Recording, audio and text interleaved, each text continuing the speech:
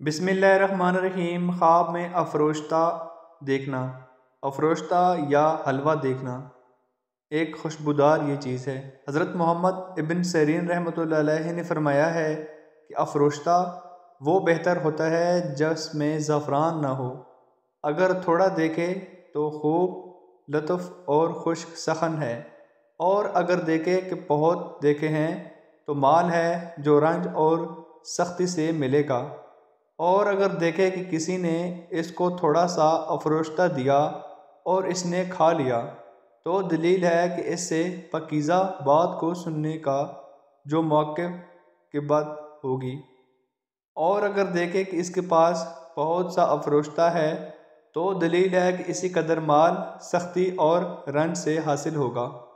حضرت جعفر صدیق رضی اللہ تعالیٰ عنہ نے فرمایا ہے کہ خواب میں افروشتہ یا حلوہ کا کھانا 3 وجہ پر ہے: سخن، لطف، دوم ہے مال، اور سوم ہے دل کی مراد کا پانا۔